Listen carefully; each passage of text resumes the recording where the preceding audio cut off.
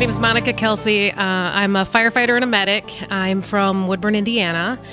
And 3 years ago, I reconnected with my birth mother, who told me the reason that I am here. She was 17 years old. She was violently raped, and as a result became pregnant with me. But I was protected by the law in 1972. The law said that my life had value. I was born in April of 73. Actually, today is my 40th birthday. So when Roe v. Wade hit 40 years in January, I know how much of a sacrifice my mother gave me 40 years ago. And meeting her for the first time, I always wanted to see who I looked like. I was raised in an adoptive family by two parents who were Christians. They loved me unconditionally from the start. My mother used to tell me that just because I didn't grow under her heart didn't mean I didn't grow in it. And I'm sure she recanted that story a few times during my teenage years. But meeting my birth mother was actually one of the highlights of my life. I was always told that I was born to a mother and I was born to a young couple that was still in school. They loved each other and decided to give me the best life possible, so they gave me my adoptive parents. Only 3 years ago, at the age of 37, did I find out that I was conceived when she was brutally raped. And it actually eats at your core. I mean, if I would have found this out at the age of 20, I don't think I would have been able to handle it. I looked at the identity issues with me. Who am I? Why am I here? Do I have the same traits that he has? And the more that I tried to find out why I was here, I discovered that I didn't need to look at why. I needed to look at how I could take this gift that I had been given and make a difference. And I'll tell you, 3 years ago, when I was struggling with this identity issue, I had a dream, and in this dream, I was arguing with God. And I was very angry. I'm a firefighter. I don't get dressed up much, okay? My hair is in a ponytail most days, and I've got black all over my face.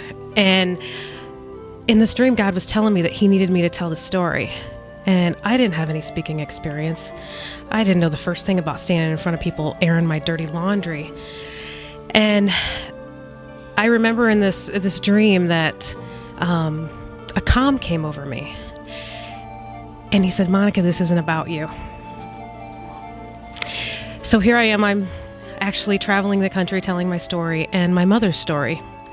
March 6th of this year, I said goodbye to not only a friend, but a mother, my birth mother, who passed away. She was 57. This was a completely unexpected death, and I look at it as a gift for me to be able to be with her when she died. I tell people when I speak now that she was with me when I took my first breath, and I was with her when she took her last. And the sacrifices that she gave to me is amazing. In 1972, I was conceived, and she even told me the date. There was a police report made. There was an arrest made. I was conceived on August 25th of 1972, and in October of 1972, she actually found herself at a back alley abortion clinic. In this room, she sat, knowing that it was against the law. And as this doctor stood in front of her, she changed her mind.